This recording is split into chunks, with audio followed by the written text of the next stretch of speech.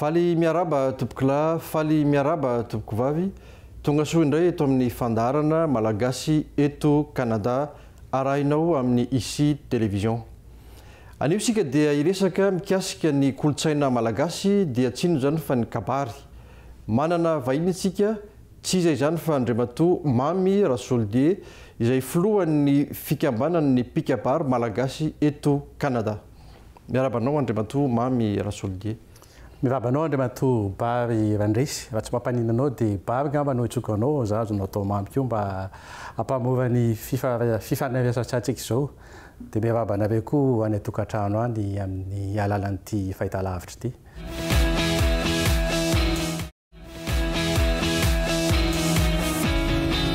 Ono mamy oviana moa no nitsangana ny fimpima na Canada na ny fikambanana ny pikabary malagasy eto Canada. Tamin'ny volana May 20 zany no nijeron'ny fimpima Canada. Arak'izany moa zany dia mankalaza ny 70 taonany zao ny fikambanana. Mbola sampana no nitsona azy tamin'izany satria mpikambana vitsivitsy fotsiny no nivondrona tao anatin'izay. Tamin'ny taona 20 kosa volana May ihany koa dia notokanana ho faritany ny fimpima Canada. Izay misy sampana vitsivitsy zany satria amin'izao fotoan'izao zany dia misy mpikambana avy eto à Montréal, Ottawa, Québec sy Drummondville. Marihana fa ny fimpima Canada no fikambanan'ny pikabary voalohany atỳ ivelan'ny nosy. Efa maro moa ireo fikambanana fimpima izay hitantsika any Europa ohatra ao France, Allemagne, Belgique, Norvège, Suisse ary koa ny nosy Maurice. Fa zareo teto no voalohany tamin'ny taty ivelany zany ohatra hoe nisy fimpima voalohany taty ivelany dia teto Canada. Teto Canada zany ny fikambanan'ny fimpima voalohany pikabary fa tsy mbola nisy mihitsy ny hatramin'izay. Nanaraka ny teoriana taorianan'izay. Misy firy eo ny mpikambana ao amin'ny fimpima amin'izao fotoana? Eo amin'ny 70 zao ny mpikambana raha isana koa ireo mpianatra pikabary. Misy koa ny atao hoe sakaizan'ny pikabary izay mpikambana koa fa tsy mandolo latsakempoka atao amin'ny fikambanana. Izy ireo moa dia mpanohana mavitrika ny fikambanana fimpima eto Canada. Inona ny tena hoe tanjona amin'izany hoe fikambanan'ny pikabary malagasy zany hoe pikabary malagasy ny tena tanjona ary koa ny tanjona nananganana azy taty à Canada? Ny tanjon'ny fimpima Canada dia mitovy amin'ny tanjon'ny fimpima maneran-tany rehetra zany hoe miaro sy manondratra ny fomba mpitenenana malagasy amin'ny alalan'ny kabary. Ho antsika eto Canada nefa tsy voafetran'izany kabary zany ihany fa ao koa ny fiarovana ny soatoavana sy ny fampalalana ny fomba mampahendrena malagasy izay mampiavaka antsika amin'ireo vahiny monina eto Canada. Zany hoe raha azoko tsara misy ifandraisana zany ny fimpima maneran-tany sy ny fimpima Canada? Ny fimpima ao anatin'ny fifehezan'ny fimpima fohy be any tanjondrazana ny fimpima maneran-tany zany hoe ny fimpima ivelan'ny nosy. Izy moa zany dia manaraka ny fona mampiray izay misy ny satafototra zany ity boky menamena ity sy ny fomba fiasa anatin'ny fimpima maneran-tany. Raha tsy diso vao nifidy ny filoha maneran-tany ny fimpima asa afaka anaovanao tatitra ve na fampahafantarana ny olona izay manaraka antsika amin'izao fotoana izao hoe iza no lany tamin'izany fifidianana filohan'ny fimpima maneran-tany zany? Voazoko vao tamin'ity herinandro mihitsy ny valiny avy any tanindrazana zany satria mba aliana koa ny olona zany amin'ny mpikambana eto amin'ny indrindra eto amin'ny fimpima Canada hoe nanahoana ny valim-pifidianana tany. Dia nahazo ny teo amin'ny valopolo isan-drahateo zany i Ramatoa Anitra Andriambovonjy. Izy ihany zany no hitondra ny fimpima maneran-tany mandritra ny 7 taona manaraka. Ny fifidianana moa dia natao tany Atseranana. Dia tsika teto Canada kosa dia efa vita tamin'ny 20 septambra fa ny fanokafana ny vato dia natao tany Suisse daholo ny an'ny fimpima maneran-tany aty ivelan'ny nosy zany. Raha ohatra iverena kely le kabary, inona marina moa le hoe kabary inona ny tena hoe tantarany, inona no atao hoe mahakabary ny kabary zany raha ohatra hoe ho an'ny olona tsy mahafantatra amin'izany kabary zany, inona no azo amaritana azy? Ny teny hoe kabary dia hita amin'ny fiteny vahiny misimisy izay hitovizana any ny heviny. Ohatra zao ny amin'ny teny arabo dia kabar, amin'ny teny swahili dia habar, amin'ny teny hebreo dia el kabar. Ny kabary dia lahateny atao amin'ny teny mafy ary manoloana ny olona maro. Ampitana hevitra izy io, fahalalahana sy fahendrena. Nanana toerana manokana mihitsy teo amin'ny kolotsaina sy ny fiarahamonina malagasy ny kabary, satria efa tamin'ny taonjato fa 5 taona efa nisy ny kabary. Nisy aza ny laza hoe tany amin'ny taona taonjato fa 20 taona no ny atombohany. Ary ny kabary dia nentina zany ampisehoana ny lalam-panjakana tamin'izany andro zany, satria moa tsisy ny solosaina sy ny taratasy. Teo koa ny fandaminana ny fiarahamonina, ary efa ela zany teo amin'ny tantaran'ny malagasy ny kabary. Ny zavatra tena mampiavaka ny kabary ngamba dia vavahan'ny ohabolana izy sy ny haiteny ary koa ny oham-pitenenana rehetra. Ya, mbola manohy anio moa dia tsara ihany mampafantatra araka ilay teny am-piandohana fa Andriamatoa Mamy Rasoldier no vahintsika izay miresadresaka mikasika ny kabary, satria izy no filohan'ny fikambanana ny mpikabary malagasy eto Kanada. Anohy miresadresaka amintsika fa anaraka vetivety an'ireto dokam-barotra reto aloha dia iverina eto any rehefa avy eo.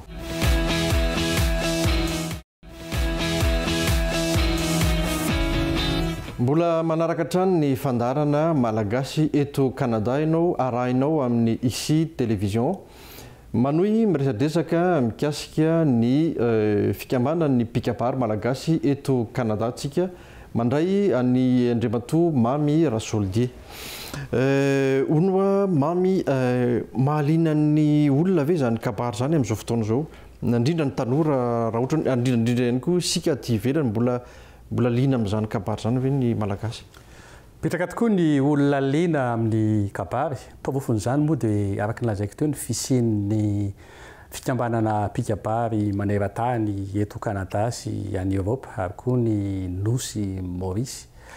Nandalo tany tanindrazana dia betsaka ny tanora mianatra ny kabary, satria fiainana iainan'ny malagasy andavanandro ny kabary.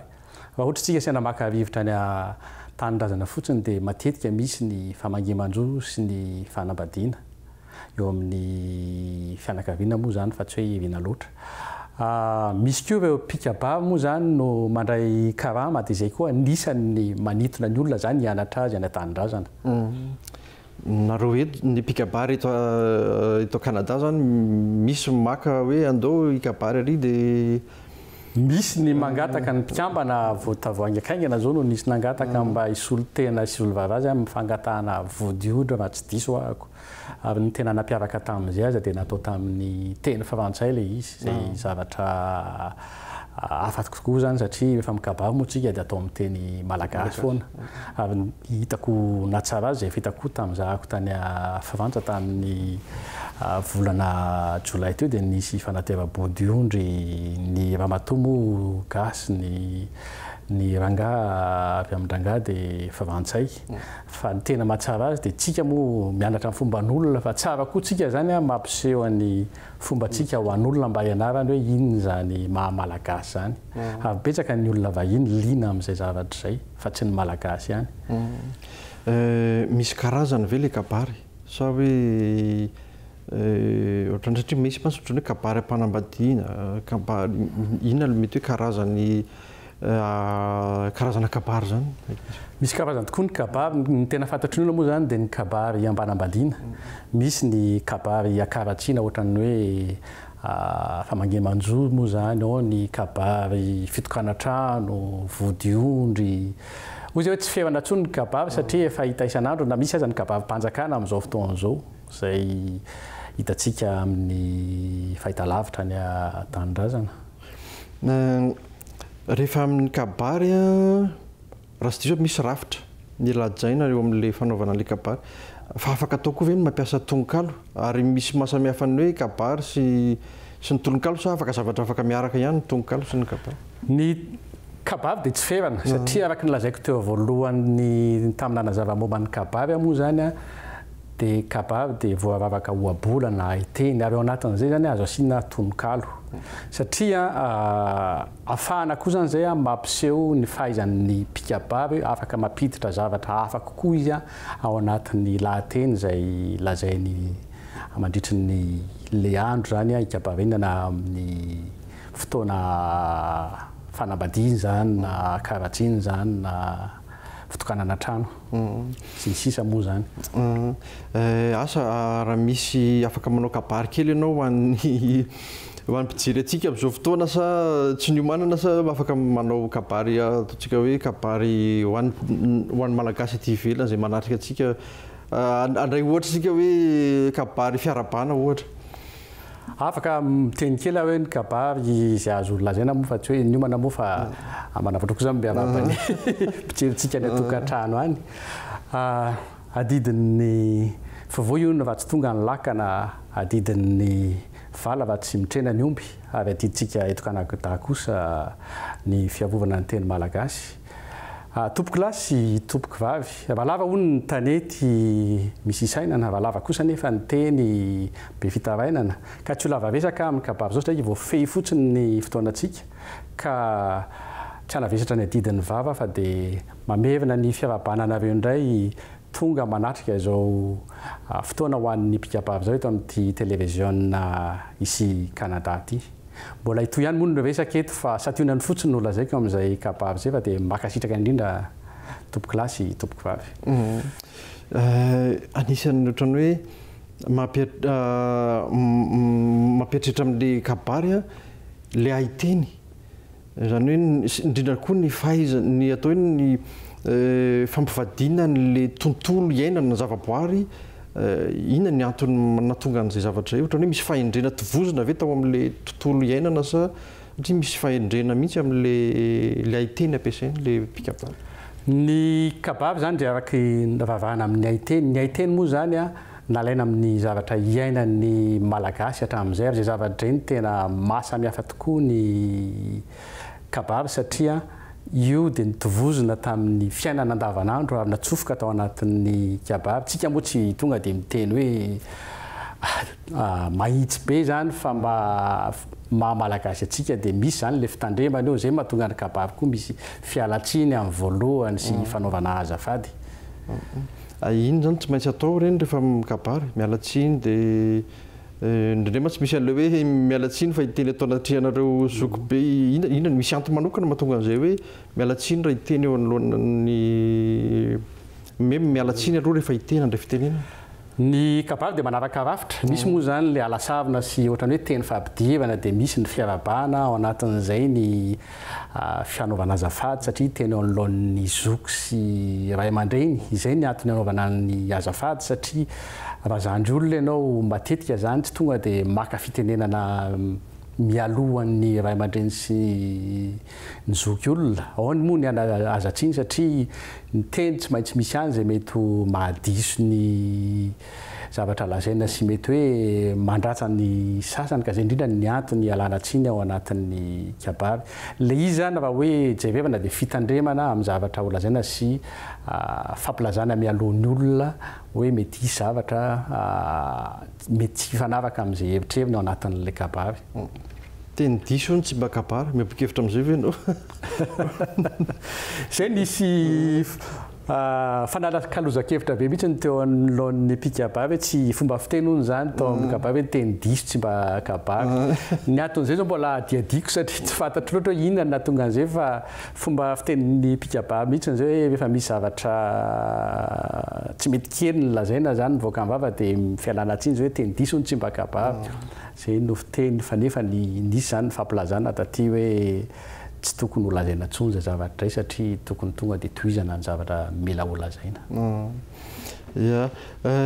mbola manaraka hatrany ny fandarana malagasy eto a Canada ianao androany moa zany dia miresadresaka momba ny kabary araka izao hitantsika izao vahiny androany Andriamatoa Mamy Rasoldier zay filohan'ny fikambanan'ny mpikabary malagasy eto Canada anaraka vetivety an'ireto dokam-batrao reto tsika dia iverinety ihany aorianan'izay